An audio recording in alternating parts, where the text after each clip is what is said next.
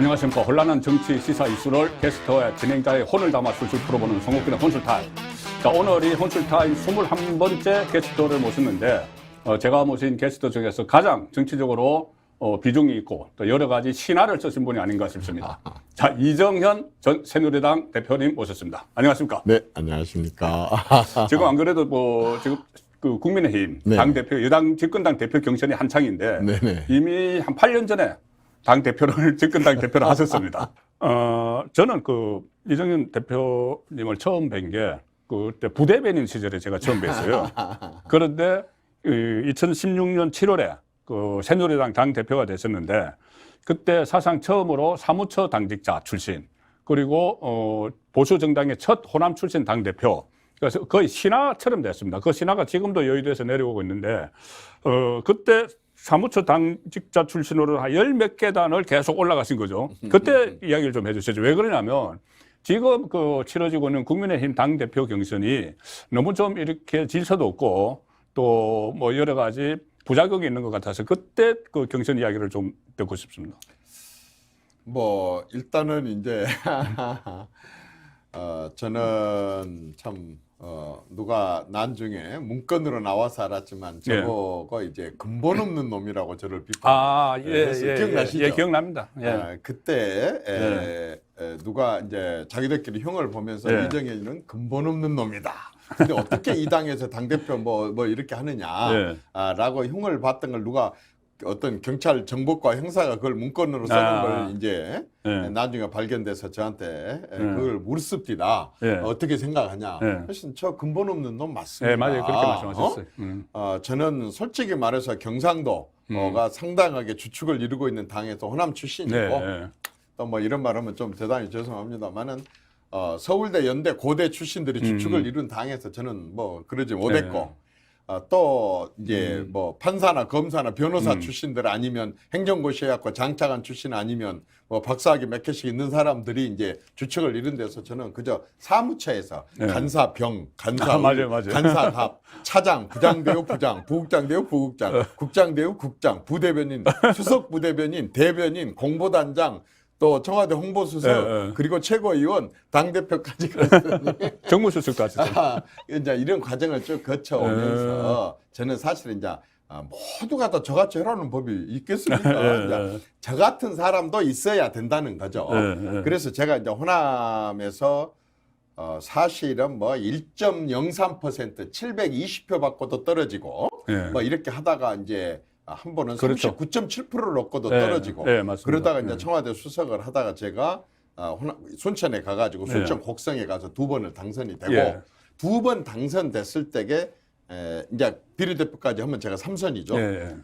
이제는 내가 당 대표로 나서서 한번 이 당을 나처럼 바닥에서 커온 사람들이 보는 시각으로 한번 당을 바꿔봐야 된다. 무슨 당대표 한 번 되면 영원한 당대표는 아니니까 2년마다 교체가 되니 나 같은 사람도 한번 당대표를 한다고 한다면 완전히 이놈의 당을 그 권위주의적인 당을 한번 두드러 깨보고 싶다 해가지고 출마를 해서 했는데 제가 당선이 됐어요. 어떤 사람은 저보고 박근혜 대통령이 도와줘서 이렇게 됐지 않았느냐 이렇게 했는데 그 당시에 저랑 같이 출마했던 사람이나 그 당시에 당에 있던 모든 사람들이 그때 상황을 다시 되짚어 보면은 전혀 그랬지 않습니다. 저는 대상이 아니었고 지금 와서 이제 털어놓지만 솔직히 말해서 이주영 당시에 장관님을 지냈던 오선 의원의 이주영 후보님을 거의 다 위원장들 다 밀었고 저 같은 경우는 당협위원장 한 사람 없었습니다. 국회의원 한 명 없었습니다. 저를 지지한 사람이 아예 없었고 뭐 전부 다 그 당시에 이주영 그분을 이제 밀고 이렇게 했는데 저는 그때 신념을 가졌습니다. 당원을 믿었었습니다. 당원을 믿었다. 말하자면 당협위원장이나 국회의원들은 본인들이 똑똑하고 훌륭하기는 하지만 당원들까지 완전히 장악하지는 않는다. 왜냐하면 당원들이 그 앞에 가서는 뭐 위원장님, 의원님 이렇게 하겠지만 저 사람들이 개인적으로 듣는 정보가 있고 또 감정이 있기 때문에 나는 그분들의 양식을 믿었고 그래서 한번 직접 당원들한테 한번 호소를 해보자라고 했어요. 그래서 어떻게 했느냐. 우선 캠프를 안 차렸습니다. 의원회관 519호실이 내 캠프였습니다. 그다음에 저는 기억납니다. 아까 당협위원장도 하나도 없고 국회의원도 한 명도 없다 보니까 내 비서 9명이 제 선거운동은 전체 다였었습니다. 그리고 저는 선언을 했습니다. 네. 지구당 순방하지 않겠다. 시도 순방하지 않겠다. 일절 가지 않았었습니다. 그리고 이제 네. 지금 와서 비결을 하나 얘기를 하자면 비결. 비결을 하나 얘기하자면 지금 그 경선 후보들 좀 들어야 되는데. 이거 한번 들어서 네. 참고하십시오. 저는요 모든 방송사에 네. 다 이제 봤습니다. 그래 가지고 이렇게 지금 이런 우리 저 본부장님이 진행하는 이런 것처럼 네. 시사 프로를 진행하는 모든 프로에 네. 저는 공문을 띄웠습니다. 예. 출연을 요청하면 언제든지 출연을 하겠습니다. 예. 그랬는데 의외로 예. 하루에 6번까지 한 적도 있어요. 인터뷰를. 예. 매일. 그러니까 다른 분들은 지구당 돌고 있을 때 예. 저는 공중전을 통해서 예. 말하자면 국민 전체, 유권자 전체, 당원 전체한테 대한 호소를 한 겁니다. 예. 지금 예를 들어 오늘 10개 지구당을 돌았다 합시다. 가서 10명씩 만난다고 해봤자 100명밖에 더 만납니까? 그런데 저는 방송을 통해서 하루에 몇십 명한테다가 제 메시지를 전달을 했고 그게 완전히 지효를 했습니다. 또 하나는 두 번째 비결. 두 번째 비법. 이 당원들이 이제 체육관에 모입니다. 대구, 경북, 부산, 경남, 울산, 창원에 모였습니다. 대전에 모였습니다. 전주에 모였습니다. 또 서울에 모였습니다. 이때 가서 연설을 할 때 저는 그 연설문을 무지하게 준비를 했습니다. 혼자서 아주 그 동네 사람이라면 지금 뭘 기대를 할까. 완전히 그 동네 당원의 입장으로 돌아가가지고 제가 맞춤형으로. 그래서 맞춤형으로. 지역마다. 그래서 모든 연설이 다 틀립니다. 그렇게 딱 하고 이제 거기에 가서 거기에 맞게 제가 호소를 했습니다. 뭐 저 본래 뭐 연설을 잘한 사람도 아니었고 또 무슨 연설을 따로 배운 것도 아니었었지만은 그 진심을 그렇네. 갖고 가서 그렇게 호소를 했는데 이 사람들이 돌아가가지고 다른 당원들한테 야 이정현 연설 잘하더라 이런 소문이 또 퍼지죠. 소문이 퍼지더라고요. 그러니까 아까 공중파 방송하고 이거 공중전과 지상전을 막 같이 한 거네. 그 대신 제가 절대 안 한 게 하나 있었습니다. 뭡니까? 아까처럼 지구당 돌지 않겠다, 사무실 뭐 줄 세우지 않겠다라고 하는 결심 말고 또 하나 한 게 단 한마디도 네거티브를 하지 않겠다. 상대방 공격을 하지 않겠다. 내가 뭘 하겠다는 얘기만 해야 되겠다. 그 대신 내가 뭘 하겠다는 걸 분명히 9가지를 딱 정했습니다. 그리고 그 9가지만 주야장창 내가 하겠다고 하는 걸 신념과 소신하고 얘기를 했는데 똑똑한 당원들은요. 안 선택할 것 같은데도 삼선이니까 제가 제일 낮았습니다. 그렇죠. 두 분은 주호영, 이주영. 주호영, 오선 오선 두 사람, 사선 두 사람, 뭐 저 이렇게 했는데 사실은 저가 그때 그렇게 진심을 다해서 하고 상대방 네거티브 안 하는 그게 의외로 먹히더라고요. 나는 지금도 지금 당원들은 당원들을 그때보다, 믿고 그때보다 훨씬 더 이 스마트폰으로 서로 정보를 교환하기 그럼요. 때문에요. 공격하고 비난하고 이길 것 같아요? 그렇게 할 것 같은다면 욕자는 사람이 이기죠. 절대로 못합니다. 그러니까 지금 출마한 사람들이 딱 새겨들어야 될 말씀들만 쭉 하시는데 이렇게 선거운동을 해서 그때 40.9%, 주호영은 29.4, 10%포인트 이상 이겼죠. 지금 그 원외위원장들이 지원을 했다고 한 이주영은 19.9%. 그러니 이게 어떤 조직에 믿고 하면 안 되고 지금 말씀하신 것처럼 이 당원들을 믿고 해야 되는데 지금 그때는 당원 70, 여론조사 30이었죠. 그렇습니다. 근데 지금은 당원 100%이기 때문에 더욱더 지금 당원들을 믿고 해야 되는데 지금 국민의힘 지도부 경선을 보면은 뭐 윤심 논란도 있고 또 나경원 전 의원의 뭐 중도 포기한 데 따라서 당무 개입 논란도 있고 저는 그것을 어느 정도 이해는 합니다. 이주적 트라우마가 있었기 때문에. 근데 지금 당대표 경선 당대표 지내신 지 한 8년 됐는데 그 이후에 지금 벌어지는 당대표 경선을 어떻게 평가를 하시는지.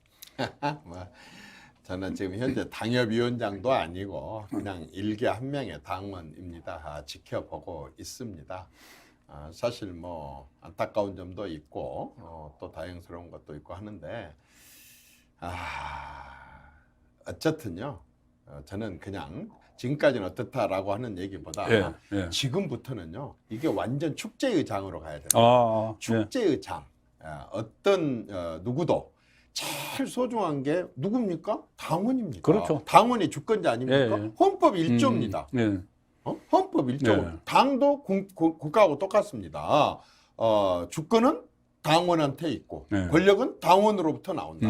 그러면 당원들한테 믿고 철저하게 맡겨서 예. 당원들이 선택을 하게 하면 됩니다. 아니 뭐 철천지 원수가 아닌데 왜 무슨 당에서 뽑힌 사람이 뭐 누가 어떻게 그거 하겠습니까? 예. 모든 걸 믿고요. 당원들을 믿어야 됩니다. 주권은 당원에게 있고 예. 권력은 당원으로부터 나온다. 예.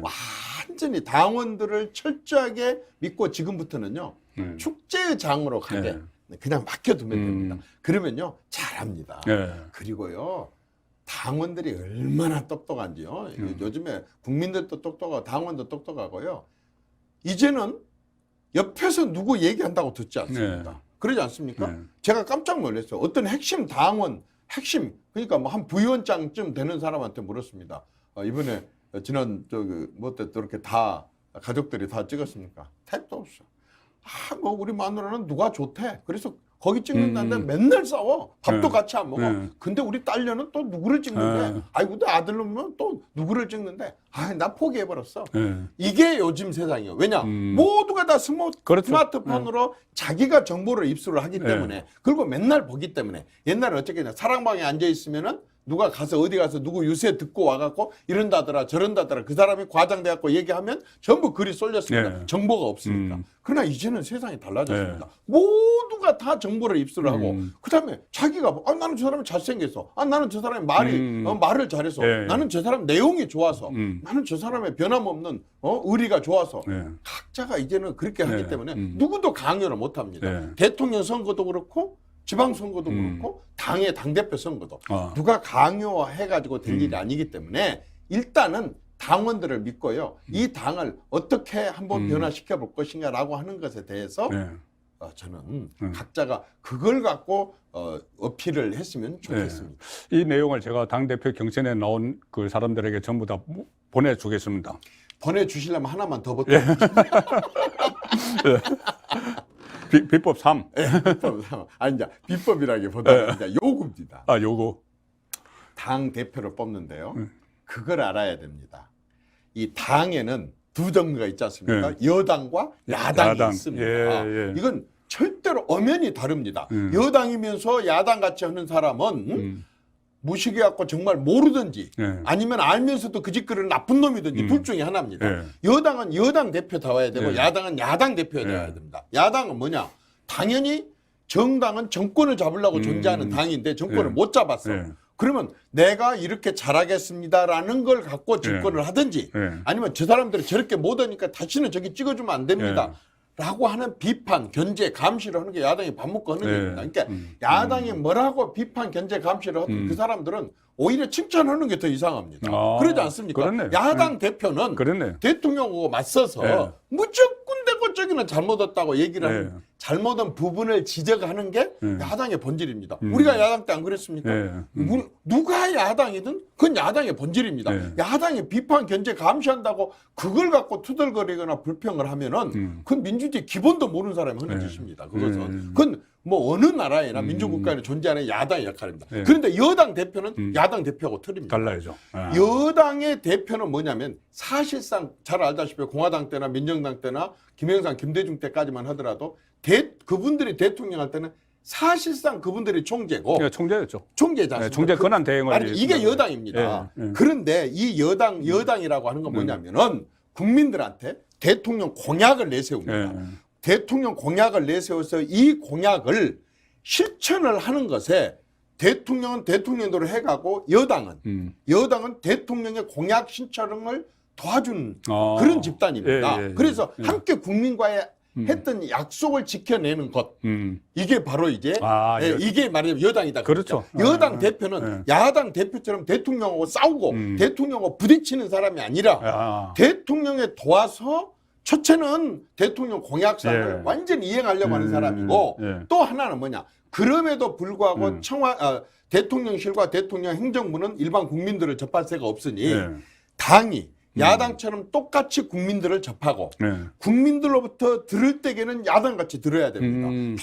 다 국민들은 요구사항이 네, 있으니까 좋은 말씀입니다. 야당처럼 들어가지고 야당은 그걸 비판하고 여당은 그것을 예산, 정책, 법안에 반영을 시켜가지고 이걸 실행으로 옮기는 거단 말입니다. 그러니까 여당 대표가 모든 걸 다 거머쥐고 내가 뭘 하겠다. 이 생각 자체를 버려야 되고 또 그걸 할 수 없는 사람입니다. 어떤 형태로든지 대통령과 대통령의 공약사항을 국민 앞에 했던 약속사항을 같이 지키려고 하는 것과 국민 여론을 제대로 들은 다음에 반영하는 것. 완전히 다르네요. 저는 다르죠. 아주 이걸 모른다 그런다면 그런 사람은 진짜 대통령이 돼서 당대표가 돼서는 안 되고 알면서도 모른 척하고 대든다. 그건 조금 좀 문제가 있죠. 일단 대통령과 호흡을 맞추는 게 중요한. 저는 무조건 그리고 다 성공한 정권마다 다 그렇게 해왔어요. 그리고 국민들이 원하는 게 그거예요. 아니 대통령이 야당 상대하기도 힘든데 여당 내에 또 야당까지 상대를 해야 되겠습니까? 또 이준석 전 대표가 생각나기 시작하는. 그건 아니 꼭 그런 것은 아닙니다. 제 생각에. 예. 다양성과 다원성을 인정을 하면서도 다양성과 다원성을 인정을 하면서도 저는 그게 바람직한 정치의 방향이 아닐까 그렇게 생각합니다. 알겠습니다. 예, 딱 구분이 되네요. 여당 대표 역할, 야당 대표 역할. 자, 근데 이 말씀은 또 안 여쭤볼 수가 없는 게 그렇게 어려운 여건을 뚫고 이제 당 대표도 되시고 국회의원도 되시고 했는데 최순실 게이트 때문에 이 전국이 박근혜 당시 대통령 탄핵 전국으로 갔는데 그때 제가 기억에 남는 것이 그 여당에 있었던 그 누구도 책임을 지지 않았어요. 책임을 지지 않았는데 이정현 그 전 대표께서 당시에 국민의 그 당시 새누리당이죠. 새누리당을 탈당을 했습니다. 탈당을 하는 것으로 그래도 그나마 정치적 책임을 진 유일한 그 여당 의원이었다. 이렇게 남아 있는데 그때 당시 심경은 좀 어땠습니까? 사실은 뭐 이 자리를 빌려서도 또 사죄드리고 싶고 사과하고도 싶습니다. 어쨌든 아까처럼 내 대표 얘기를 했지만 그렇게 대통령을 잘 못 모셔서 여러 가지로 어려운 일들을 겪었고 그렇게 하는 마당에 당 대표가 굳이 빡빡 우겨서 그 자리에 있는 것도 맞지도 않고 뭔가 새롭게 당을 빨리 출범을 시키고 출발을 해야 되기 때문에 많은 요구가 있었지만 내가 어느 전까지를 정리를 하고 가야 되겠다고 정리를 하고 나서 당대표 된 지 4개월 만에 제가 보니 참 그런 이상한 상황을 맞이해서 제가 당대표로 물러났습니다. 물러나고 나서 있었었는데 이제 그 새로 오신 비대위원장께서 친박들은 사퇴를 한번 탈당을 좀 했으면 좋겠다. 그때 임명진 목사. 이제 그렇게 탈당을 했으면 좋겠다라고 요구를 해요. 그때 이제 몇 사람을 아마 이제 겨냥해서 한 거예요. 그래서 제가 이제 얘기를 했습니다. 아니 우리가 여당이었고 여당 때 대통령이 박 씨인데 그러면 여당이 친박을 안 하고 반박을 하고 비박을 하고 이렇게 하는 것이 맞느냐. 굳이 말하자면 우리가 함께 같이 대통령 성공시켜야 됐는데 지금 이런 결과가 왔으니 그렇게 한다고 해서 그 친박이었다 그래서 다 당을 나가라고 한다면은 그건 맞지 않다고 본다. 나름대로 내가 책임도 있고 그러니 내가 사죄를 드린다. 그리고 어쨌든 당 대표 자리에 있었기 때문에 내가 책임을 지고 상징적으로 물러날 테니 내가 탈당을 할 테니 다른 사람들은 건들지 말아줬으면 좋겠다. 그렇게 하고 나서 5년 39일 동안 제가 탈당 상태 무소속 상태로 있었었고 지난번 대선 때 요청이 있어서 5년 39일 만에 복당을 했습니다. 그 5년 39일 만에 복당을 하시고 지방선거 때 전남지사에 출마를 하셨는데 그 역대 지방선거에서 보수정당 후보 최고 득표율 전남에서 18.8%를 올렸었고 곡성이나 이런 지역은 한 40%까지 또 득표를 올렸었는데 어떻게 지금 정치적 꿈은 어떤 겁니까? 제가 살펴보니까는 국회의원이 되신 후에 낸 첫 법안이 공직 인사에 있어서 지역차별금지법 이 정도로 지역주의 타파에 매진을 해왔었는데 지금 다시 정치적인 꿈은 어떤 꿈을 꾸고 계시고 또 그것을 실행하기 위해서 구체화하기 위해서 총선에 출마하실 건지 그것까지. 결론부터 말하자면은 저는 내년에 또 호남에서 출마합니다. 아직은 제가 지역구를 정하지 않습니다. 마음속으로야 어느 정도 마음이 가는 곳이 있지만 예. 저는 내년 전까지는 그걸 가급적이면 뭐 상황에 따라 어쩔 수 없지만은 어따 모른다면 뭐 또 그런 상황이 올지도 모르겠습니다만 올 1년 동안에는 예. 제가 발표를 하지 않을 생각입니다. 예. 제가 내년에 출마를 하면은 29년 95년부터 첫 출마를 해서 29년째 호남에서 출마를 새누리당의 국민의힘의 전신 정당으로 제가 출마를 해서 2번 당선되고 4번 떨어지고 이렇게 했습니다만은 저는 그것을 뭐 제가 뭐 그렇게 크게 비중을 두지 않습니다. 왜냐하면 내가 호남 출신이고 내가 제일 잘 아는 곳이 호남이고 호남에서 정치적으로 우리 당 쪽에서도 국민의힘 쪽에서도 해야 될 일이 있기 때문에 누군가는 해야 되기 때문에 나 하겠다. 그리고 내가 제일 잘 알고 내가 호남을 너무 사랑하기 때문에 정치 국회의원으로서 역할이라고 한다 그런다면 내가 기꺼이 호남에서 하겠다. 이제 그런 자세로 제가 하고 있고 제가 서울에서 출마를 할 그 지난번 총선 때 무소속으로 하게 됐던 이유는 제가 꼭 그 당시에는 좀 정치 개혁을 꼭 한번 해보고 싶었습니다. 그리고 이건 앞으로 내 꿈입니다. 그래서 이제 대통령이 유권자로 있는 종로에서 출마를 하려고 했는데 황교안 씨가 또 출마한다고 해서 좋아 그렇다면 현직 당대표가 해야지 전직 당대표가 놔줘야지 기꺼이 제가 물러나서 국회의사당이 있는 여의도의 그 영등포 의뢰에서 출마를 하겠다 하고 나섰다가 이제 제가 아주 크게 혼이 났습니다. 참패를 당했습니다만은 저는 어쨌든 내년에 또 호남에서 출마를 할 것이고 올 1년 동안 이 지역균형발전위원회에 있으면서 특히 호남의 경우는 잘 알다시피 국회의원 선거 35년 시장 군수 구청장 선거 29년 27년 그다음에 군의원 선거 31년 동안 사실은 아주 어쩌다가 한 명 한 명씩 이렇게 하는 거를 제외하고는 우리는 사람이 없었지 않습니까? 그런데 정치에 30년 동안 한쪽 분야에 한쪽 당에 이렇게 공백 상태가 생긴다면요. 지금같이 아니 문재인 대통령이나 이렇게 이런 분들이 집권하고 계실 때야 호남이 좋았죠. 그렇지만은 지금 이제 정권이라는 게 항상 한 당으로 가는 법이 없지 않습니까? 정권이 또 교체돼버리고 나니까 이 당하고 이 정권하고 마음을 터놓고 연결을 하고 할 수 있는 정치인이 거의 없습니다. 없지 않습니까? 그렇죠. 그러면은 광주 전남에도 똑같은 현안이 있고 다른 데도 다 현안이 있다고 하면 광주 전남 현안을 누군가가 이 정권에 와서 정말 정권이 모르고 있는 내용들을 설명을 해야 되는데 누가 문을 두들고 들어오겠습니까? 창구가 있습니까? 아무것도 없습니다.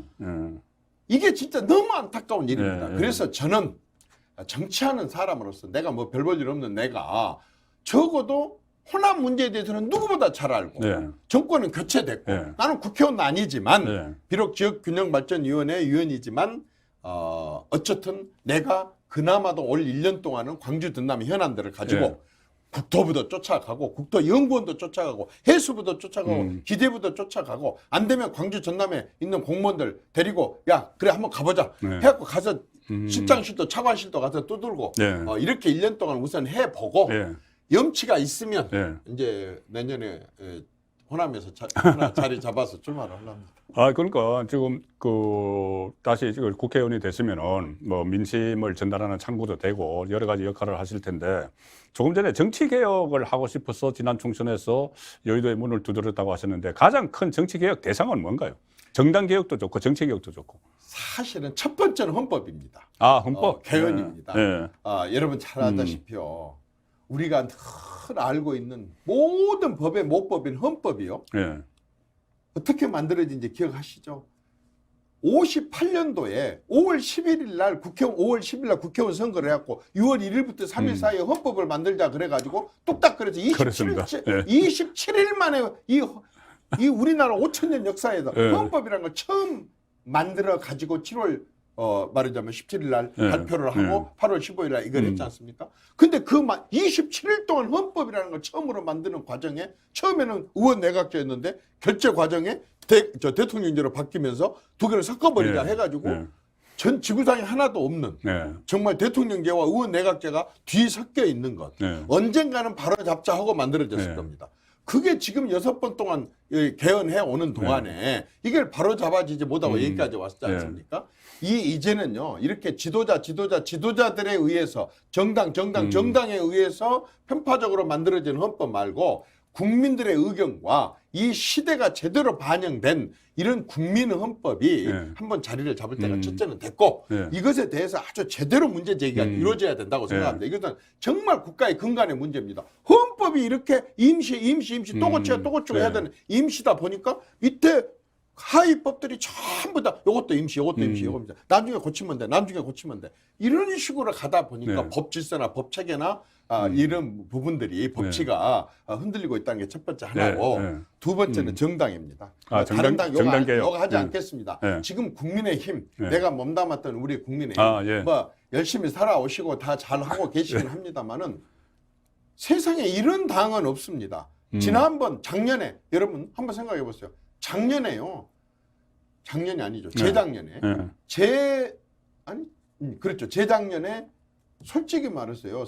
대통령 선거 1년을 놔두고 대선 후보 하나를 제대로 못 냈지 않습니까? 그렇죠. 이낙연이 36%, 이재명이 32% 하고 있을 때 이 당에는 4.6%, 2.2%, 1.2%, 나머지는 전부로 1% 맞습니다. 이하. 저 홍준표 4년을 다 그랬습니다. 남겨놓고도 맞습니다. 이러고 있는데 이게 지금 제대로 된 정당입니까? 이거 진짜 아프게 받아들여야 된다. 이거 하나만 갖고도요. 진짜 땅을 쳐야 될 일이거든요. 윤석열이라는 인물이 짠하고 등장했기에 정권 교체가 된 거지. 그때 이전에도 비대위. 지금 집권해갖고도 비대위. 말이 비대위니까 그게 맞지 무슨 보통 명사같이 생각하지만 비대위는요 고유명사입니다. 딱 한 번 말하자면 선거에 비상태. 지거나 잘못됐을 때 완전히 갈아엎어서 혁명적으로 당을 바꾸겠다 한 번 하는 게 비대위인데 그 비대위가 잘못했다고 그 비대위에 비대위 그놈이 또 잘못했다고 비대위 이러고서 나서도 아직도 이 당을 제대로 어떻게 우리가 뭐가 문제지? 현재 우리가 어떤 위치에 있지? 국민들은 우리를 어떻게 바라보고 있지? 우리가 어떻게 달라져야지?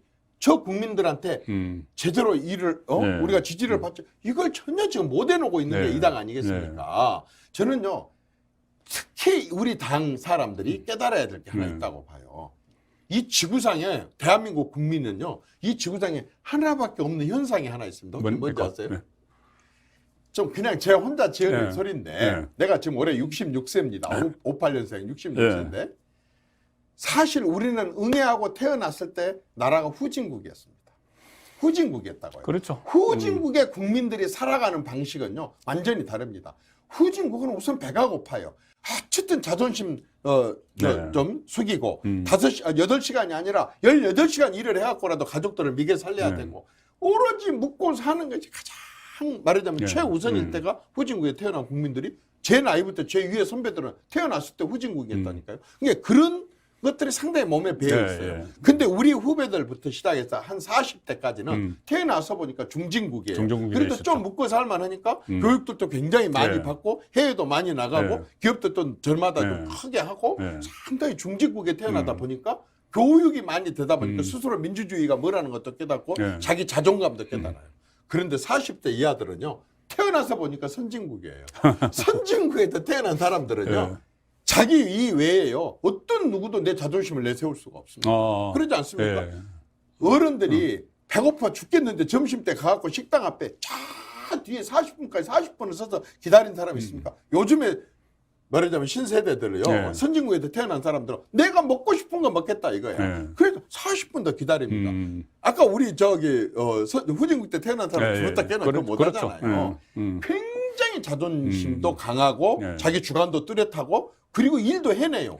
솔직히 나오나 남진이가 언제 빌보드 차트에 가봤겠어요. 요즘 젊은 사람들 빌보드 차트에 가잖아요. 김지미가 아무리 이쁜 김지미 출연한 영화가 어디 칸 영화제에 가서 명함이나 내보기나 했어요. 요즘에는 완전히 다 쓸고 있잖아요. 이런 국민들을 상대로 정치를 하려면 얼마나 다양성과 다원성을 가지고 해야 되겠습니까? 이런 다원성과 다양성을 살리는 정치를 하기 위해서는 정말 당부터 변해야 됩니다. 당이 현대화가 돼야 됩니다. 지금 이 당은요 공화당 때 변형이 지금까지 오고 있습니다. 어느 시절에 공화당 당이 지금 그 변형 조금씩 고쳐갖고 이런 모습으로 돼갖고 어떻게 국민 지지를 받겠습니까? 요즘은 좀 어떻게 지내시는지 국가균형발전위원회에서 또 새로운 역할을 하시는 걸로 들었습니다만. 네, 제가 제일 하고 싶은 거였고요. 아, 예. 대통령 직속의 국가균형발전위원회라고 있습니다. 예, 예, 예. 거기에서 제가 지금 전략기획위원장을 맡아서 예. 하고 있습니다. 아, 예. 뭐 상근은 아니고요. 아, 예, 예. 예. 예, 그래서 그런데 최근에 언론 인터뷰 같은 걸 보면은 지금 국가균형발전 또 지역 소외 그러니까 인구가 점점 줄어드는 그 문제에 대해서 예. 상당히 심각성을 가지고 그 계속 이야기를 하시던데 그 전에는 이정현 대표님이 지역주의 타파의 아이콘 이렇게 됐었습니다. 그래서 호남 지역에서 그 보수 정당 후보로 계속 그 출마를 하셔서 2번 당선됐었죠. 보궐선거까지 해서 2번 당선됐었고 그때 제가 취재를 간 적이 있어요. 현장 롭보. 그때 대구에는 김부겸, 네네. 진보 정당의 김부겸, 그다음에 그 호남에는 그 보수 정당의 이정현 이렇게 출마를 해서 양쪽에 제가 취재를 간 적이 있는데 그때 보니까 임금 옷을 입고 이렇게 유세 활동을 하고 하셨죠. 그게 상당히 기억에 남는데 지금 그 균형발전위원회 일을 하시면서 이 지역 소멸, 과도한 수도권 쏠림 이것을 국가 재앙이라고까지 표현을 하셨는데 그렇게 표현을 하신 뭐 이유가 있습니까? 왜냐하면 이대로 가면은 네. 낙후가 되는 게 아니라 예. 소외가 되는 게 아니라 아예 소멸이 아예 되버립니다. 없어져 버립니다. 소멸이 예, 돼요. 예. 지금 이 대한민국 땅덩어리가 얼마나 높다고 예. 이쪽에 지방이 소멸이 돼 간다고 하는 것은 그건 재앙의 문제 아니겠습니까? 그렇죠. 예. 어느 정도 심각하냐면요. 전라남도에 17개 군이 있습니다. 예, 군. 예. 그 중에 16개가 소멸 대상입니다.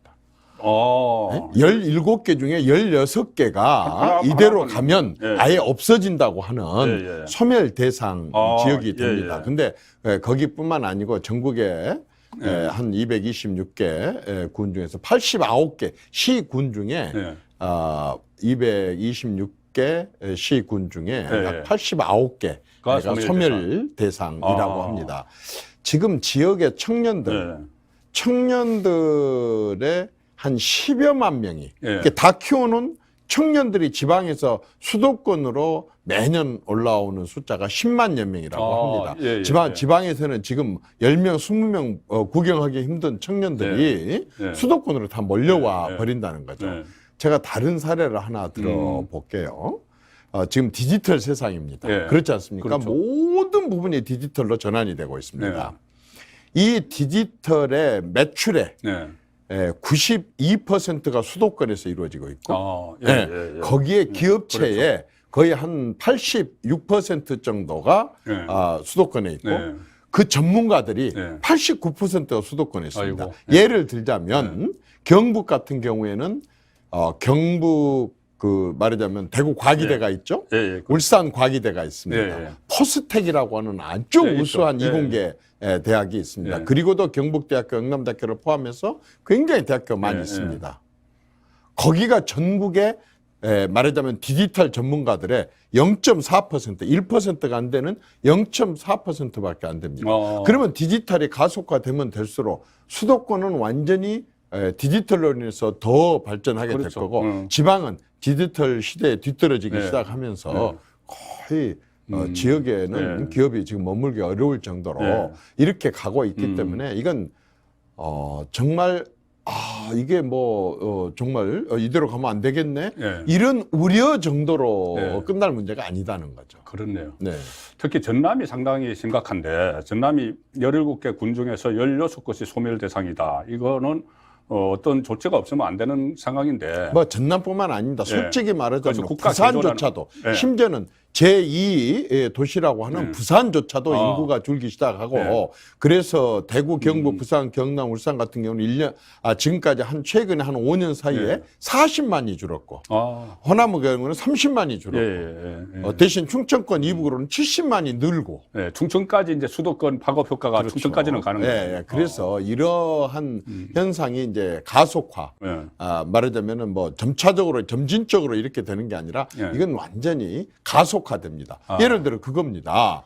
지역에 젊은이가 없으니까 애들이 없고 애들이 없으니까 학교 다니는 학생 수가 적고 학생 수가 적으니까 학교에 투자가 이루어지지 않고 학교에 투자가 이루어지지 않아서 학교에 기대를 점점 기대가 줄어들게 된다고 네. 한다면 남아있는 젊은 사람들조차도 내 자식들은 네. 도시에서 네, 보내야 네, 되겠다. 네. 이렇게 해갖고 점차 가속도가 붙으니까 네. 그게 심각한 거죠. 그래서 이게 전체 호남 전남마의 문제뿐이 아니고 비수도권 전체 문제이기 때문에 국가 개조 차원에서 이것을 해결을 해야 된다고 그 말씀을 하셨는데 국가 개조라는 단어를 사용하시는데 그 구체적인 방안이 있습니까? 국가 제가 이제 개조라는 표현을 얘기를 한 것은 네. 아까 소외나 낙후가 아니다. 네. 이건 완전히 소멸 단계로 갈 정도로 크다고 한다면 생존의 문제. 이건 국가 재앙의 문제고 이 국가 재앙 문제를 푸는 데 있어서 어지간한 정책으로 해갖고는 안 된다는 거죠. 사실은 이것보다 훨씬 낮았었던 코로나19 대책도 국가 재앙이라고 해가지고 그 몇백조의 돈을 쏟아 부어도 그 말하자면 그때게 많은 그 서민 가게들이 무너지게 되고 가정들이 무너지게 되고 많은 사람들이 죽게 됐는데 지금 이런 정도의 재앙, 국가 재앙이라고 한다면 이건 우선은 제일 먼저 대통령을 포함한 국가 지도자들, 국회의원들이나 정치인들과 행정부처를 포함한 국가의 지도자들이 이건 심각하다. 이건 재앙으로 인정을 하고 크게 국가의 여러 가지 정책을 바꾸지 않으면 안 된다라고 하는 방향으로 가야 되고 국가 지도자들한테 맡길 문제가 아닙니다. 이것은 수도권에 살고 있는 시민들이나 수도권에서 기업하고 있는 사람들이나 수도권에 반드시 학교를 가야 된다고 생각하는 젊은이들을 포함한 수도권 사람들은 말할 것도 없고 지금 전부 자기 지역이 소멸돼 가고 있는 지방 사람들조차도 일단은 이 문제에 대해서 모두가 심각성을 인정을 해야 됩니다. 그 심각성을 인정한 뒤에 그렇게 된다고 한다면 우리가 이제 허리띠를 졸라매야 된다 그 말입니다. 예를 들어서 국가 제도도 바꿔야 되고 행정도 바꿔야 되고 강제로 대학도 지방으로 좀 내려가야 되고 특히 기업들의 본사들이 지방으로 강제로라도 좀 내려가야 되고 하는 많은 서로의 고통을 분담하지 않으면 지금 이러한 재앙을 해결하기 어렵다라고 하는 것에 대해서 국민들이 함께 같이 공통적으로 인식을 함께 하는 것이 아주 중요하다고 생각합니다. 그래서 결국 그 지방 소멸을 막기 위해서는 국가 균형 발전이 이루어져야 되는데 국가 균형 발전이란 것이 역대 정부에서 전부 다 위원회가 다 있었어요. 그렇죠. 명칭이 조금씩 달라서 특히 제 기억에는 노무현 그 정부 시절에 그 뭐 지방화, 이 캐치프레이즈를 내걸고 했는데 실질적으로 그게 그 효과가 있었느냐에 대해서는 뭐 또 평가가 엇갈립니다. 그래서 이 지방 소멸을 막기 위한 국가 균형 발전의 비전을 좀 설명해 주시고 그나마 역대 정부에서 어느 정부가 가장 바람직한 모델을 제시를 했고 집행을 했는지 그걸 같이 좀 말씀을 해 주시죠. 우선은 지역이 소멸된다는 얘기는 지역의 인구가 준다는 얘기거든요. 지역에서 사람들이 살지 못하고 인구가 주는 이유는 지역에 일자리가 없기 때문에 그렇습니다. 왜 일자리가 없겠습니까? 커피 서빙하고 그 밖에 많은 일자리도 있을 수 있지만 적어도 많은 젊은 사람들이 머물고 그쪽에서 정주 여건이 마련되기 위해서는 대기업이 지방에 있어야 된다는 말입니다. 그런데 지금 알다시피 뭐 전부 수도권으로 또 아까 충청권으로까지 이렇게 이제 전부 새로 창업을 하거나 확장을 하거나 한 건 전부 지방으로 올라와 버렸거든요. 그렇죠. 그래서 어쨌든 지금 최고의 관심은 일자리입니다. 우선 지방에 일자리를 만드는 건데 일자리가 지방에는 안 되느냐? 됩니다. 울산 같은 경우도 얼마나 그거 했습니까? 그 다음에 지금 호남 같은 경우도 포스코에서 운영을 하고 있는 광양제철이나 아니면 GS의 석유화학공단이나 지방에 있습니다. 이러한 지방에 있는 기업들이 지역에서 더 확장을 하든지 또는 이전을 하든지 아니면 지역에 이제 새롭게 창업을 한다든지 또 이런 작업들을 해야 되는데 그게 이루어지지 않는데 그 이유가 있죠. 첫째는요. 우선은 지방에는 규제가 이루 형언할 수가 없습니다.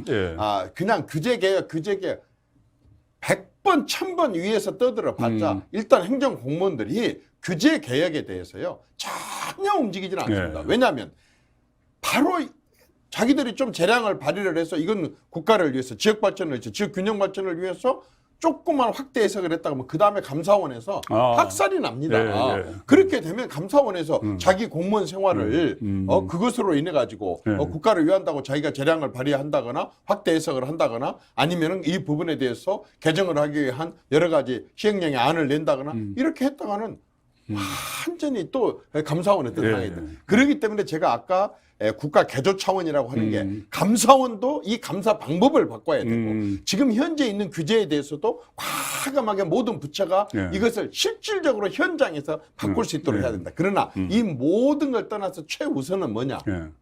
지금 지방자치가 엉터리입니다.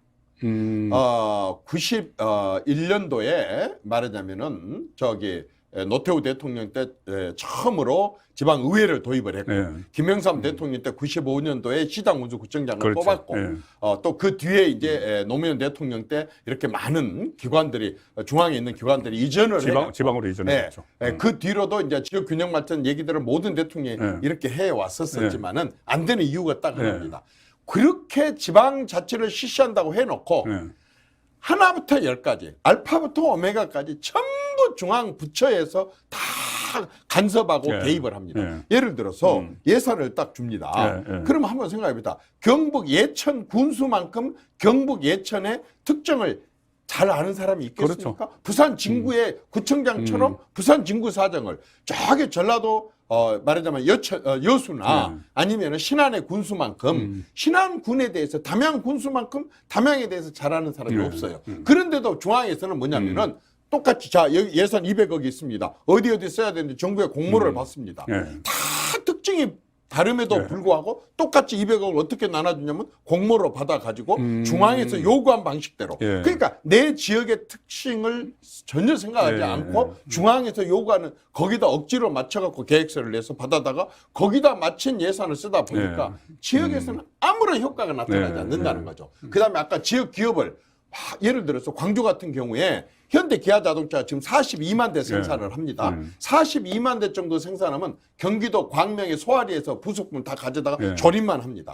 그러나 여기에서 80만 대 내지 100만 대를 생산하게 된다고 한다면 3만 5천 개 되는 부속품을 전체를 물류 비용 때문에 못 가져옵니다. 그럼 지역에서 3만 5천 개 부속품을 생산을 해야 돼요. 그러면 현대하고 광주시하고 현대하고 광주시 전남도하고 얘기를 해가지고 자 이런 규제를 좀 풀어주면 우리가 뭐 80만 대로 늘릴 수 있다. 그러면 지역에 협력업체가 많이 생기게 되고 일자리가 많이 늘어나게 된다. 그러면 지역 경제가 굉장히 살아날 수 있다. 전혀 이런 반영이 되지 않고 중앙 부처에 앉아서 데스크에 앉아서 책상에 앉아서 현지 실정을 전혀 모르는 그러한 사람들이 지방의 기획을 다 해갖고 내려보는 게 안 되는데 이제는 거꾸로 해야 된다는 겁니다. 예를 들어서 아까 신안 군수다 그러면 신안에 1,004개나 되는 섬을 활용해서 우리 지역이 어떻게 발전해야 될까라고 하는 것을 신안 군수와 신안 주민들이 고민을 해가지고 이걸 하기 위해서 어떤 기업이 와야 되고 또 어떤 조치를 해야 된다고 한다면 이 사람들이 종합 계획을 세워갖고 중앙에다 냈고 중앙에서 이걸 봐가지고 이렇게 지원할게 저렇게 이거 하지마 저거 하지마가 아니라 이렇게 지원할게 저렇게 지원할게 라고 하는 식으로 지방이 주도가 되는 종합 계획을 세워서 하는 방향으로 가야 되고 앞으로는 그렇게 될 것 같습니다.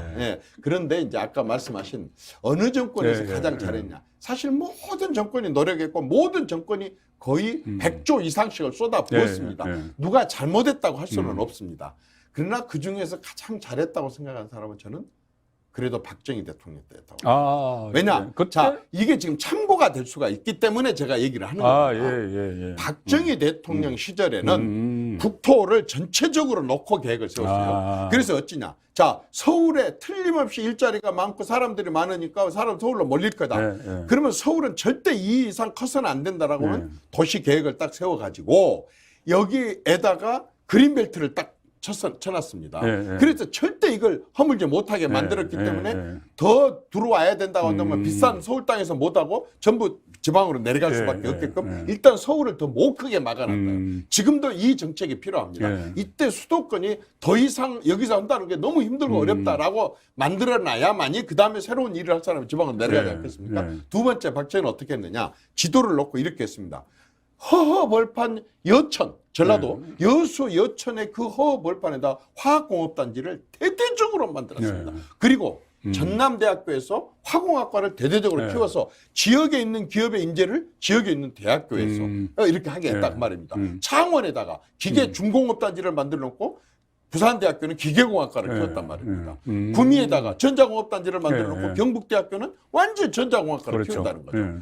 ul산대학교는 조선공학과를 이런 식으로 해갖고 지역을 두루 완전히 서로 말하자면 전라도 말로 개탕을 쳐줘서 예. 대기업들이 내려가게 해줬는데 그게 어찌냐? 지금 여수예요. 여수 화학공업단지하고 광양제철에서 1년에 매출이 얼마냐? 110조입니다. 110조. 우리나라 전체 제조업의 10%가 거기서 생산됩니다. 예. 전라도에서. 예. 근데 또 부산에 있는 아까 창원에서는 또 중공업이 그렇게 봤더라고. 이런 식으로 했고 이런 것들이 지속적으로 가능하게 하기 위해서 곳곳에다 항만을 만들었습니다. 마산항을 만들고 광양항을 만들고 목포항을 만들고 군산항을 만들고 평택항을 만들고 지방에다 곳곳에다 항구를 만들어서 어디에서든지 수출 가능하게 하는 공단과 항구를 만든 거죠. 그리고 그걸 연결하는 고속도로를 전부 만들어놨기 때문에 물류 이동이 가능했다는 거죠. 그리고도 그 시절에 그 타기 어려운 비행기를 여수공항에 만들고 사천공항에 만들고 예천공항에 만들고 다 이렇게 했다는 거예요. 그래서 완전히 이 말하자면 지방에도 똑같이 발전할 수 있는 여건과 환경과 정주 여건을 다 만들어서 지방에도 도청 소재지라는 대도시, 중소도시, 소도시를 만든 거죠. 너무너무 저는 그때 정책이 종합적으로 잘 해왔었다. 근데 그 뒤에 이 그린벨트 다 풀어먹어버리고 또 뭐 완전히 그냥 뭐 수도권에 땅 사가지고 공장에 해놓게 된다고 그러면 땅값 오른 것만 갖고도 완전히 남겨먹을 수가 있으니까 전부 너나 나나 없이 수도권으로 올라오는데 그걸 정치인들이 다 풀어버렸다는 거죠. 그렇게 해서 지방은 계속 낙후돼가고 소멸돼가고 수도권은 11.8%의 땅, 수도권이 우리나라 국토의 12%입니다. 인구가 52%가 살고 있습니다. 서울에 36배나 되는 강원도에 인구 3% 살고 있는데 이런 식으로 불균형이 가고 있기 때문에 이건 심각하게 생각을 하고 이건 여야 또는 뭐 진보 보수 따지지 말고 모두가 다 큰일 날 일이니 재앙이니 같이 풀자. 저는 그렇게 그러니까 이정희 전 대표께서 상당히 지금 격앙되게 이렇게 말씀하셨는데 아니 그렇게 심각하다는 저도 이해가 되는 것이 50년 전에 그런 그 바람직한 모델을 만들었는데 박정희 대통령 시절에 그걸 오히려 50년 그 이후에 다 이렇게 까먹고 훼손을 시켰으니까 지금 이렇게 이 국가 재앙 차원의 일이 벌어지고 있다 이렇게 보겠네요. 예.